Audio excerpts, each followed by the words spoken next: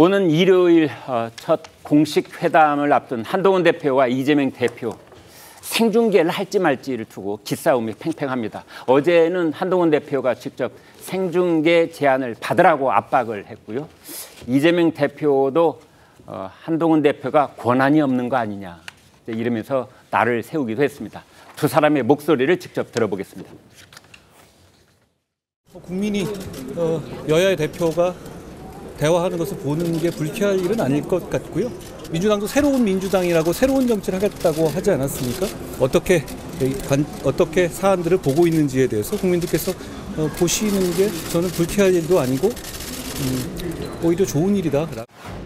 또 무슨 조건을 새로 내세울 가능성이 없다고 생각되지는 않은데 결국 권한이 있냐 없냐 문제인 거 아닌가 싶어요. 자율적 권한이 있다면 결말이 날 걸로도 기대합니다만 권한이 없다면 불가능하겠죠. 이런저런 핑계를 또 만들어서 시간 낭비가 안 되기를 기대합니다. 네, 방금 들어온 긴급 속보를 말씀드리겠습니다. 이재명 더불어민주당 대표가 코로나 검진 결과 양성 반응이 나와서 일단 24시간 자가격리에 들어갔다는 뉴스가 들어와 있습니다. 이재명 대표가 코로나가 확진돼서 24시간 자가격리에 들어갔다. 지금 이제 일요일 날 양자회담을 앞두고 새로운 변수가 지금 튀어나온 셈인데요. 송국건 국장께요. 네. 자, 아무튼 뭐 그건 또 별도로 하고 실무 협상이라도 해야 될 텐데 월, 화, 수, 목 이번 주 들어서 이제 벌써 나흘째인데 아무 소식이 없어요. 이게 회담에 임하는 그 자세가 다릅니다. 왜 회담을 해야 되는지 네. 이 문제부터가 달라요. 지금 조금 전에 보신 대로 이재명 대표가 본인이 회담을 제안을 해놓고 한동훈 대표에게 무슨 뭐 권한이 있느냐 이 이야기가 나오잖아요. 예. 이건 회담이 성사되기가 어려운 상황이죠. 왜 그러냐면은 처음에는 그 이재명 대표가 윤석열 대통령과의 1대1 회담을 계속 요구를 했지 않습니까? 네. 그런데 용산의 입장은 1대1 회담은 있을 수 없다.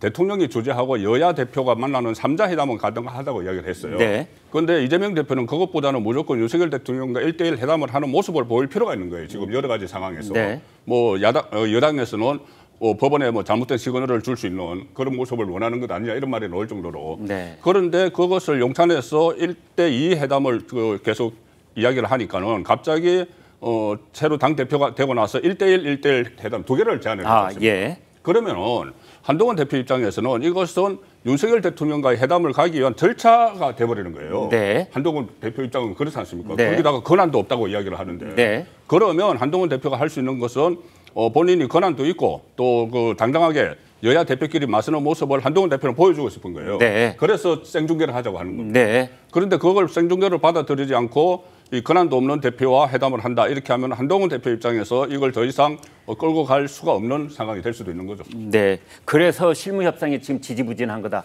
지지부진도 아니고 열리지가 않았죠. 그러니까 열리지가 않았죠. 네. 처음에는 이 생중계 문제 가지고 하다가 네. 어제는 다시 이 문제 그러니까 의제를 가지고 했는데 네. 의제 자체도 제 생각이 완전히 다르지 않습니까? 민주당은 최상병 특검법에 무조건 초점을 맞추고 있고 네. 한동훈 대표 같은 경우는 아무래도 여당 대표니까 민생을 해야 된다. 네. 민생을 해야 된다고 이야기를 하는데 거기에 대해서 또 권한이 없다는 이야기를 하니까 이 실무 협상이 아니 그런데 송 국장님 그런 얘기를 하라고 실무 협상이 있는 거잖아요. 네. 일단 만나서 생중계를 할 것인지 둘이 토론을 하고 양쪽 비서실장이 됐든 누가 됐든 말이죠.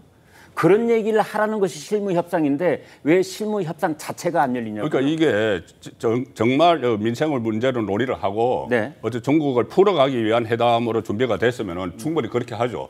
형식이 별 상관이 없죠. 내용이 중요하게 되는 건데 이거를 말씀드린 대로 서로 일종의 기싸움을 하는 거예요. 네. 이재명 대표부터 나의 상대는 윤석열 대통령이지 여당 대표가 아니야 이거거든요. 거기서 접근을 하는 것이고 거기 반대에 있는 입장 한동훈 대표 입장에서는 내가 그 실권을 가지고 있는데 그 여당을 움직이는데 나를 일종의 절차로 생각을 하니까는 형식으로라도 제대로 같이 해야 되겠다는 생각을 하는 거예요. 네. 양쪽이 이제 형식을 중요시하니까는 실무 협상이 안 되고 있는 거죠. 네. 자, 아무튼 뭐 이 생중계 여부 또 그리고 의제를 뭘로 할 것이냐 또 뭐 절차적으로 징검다리 그러니까 이재명 대표 입장에서는 한동훈 대표는 그냥 거쳐가는 그런 회담이고 최종 목적지는 윤석열 대통령과 1대1 영수회담 뭐 이런 식의 이제 얘기를 하고 있다라는 분석을 주셨는데 자, 이재명 대표 최창렬 교수님이 보시기에 이재명 대표 쪽의 전략은 뭘까요?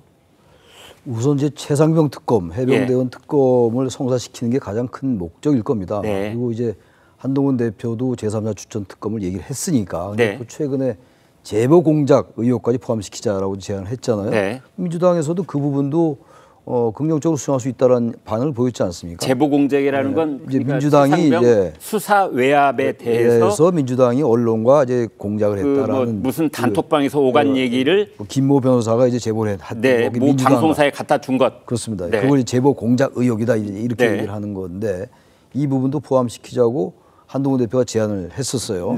제3자 추천과 더불어서 말이죠. 근데 그 부분에 대해서 민주당이 처음엔 좀 부정적이다가 그것도 포함시키자 이런 상황까지 왔기 때문에 충분히 제3자 추천 특검은 가능해 보이는데 역시 이 부분은 대통령실이나 친윤 그룹이 워낙 특검 자체에 대해서 부정적이기 때문에 한동훈 대표로서는 대단히 이게 큰 난관일 겁니다 아마. 근데 아무튼간 이재명 대표로서는 이 해병대원 특검을 통과시켜야 될 것이고 합의를 해내야 되는 것이고 또 민생회복지원금에 대한 거 이런 것들이 지금 의제로 나와 있는 겁니다. 그러니까 이재명 대표는 이제 영수회담 얘기를 했다가 영수회담에 대해서 여권이 부정적이니까 여야 대표 회담에 대해서 긍정적으로 갈 수밖에 없죠. 여야 대표 다 마찬가지긴 한데.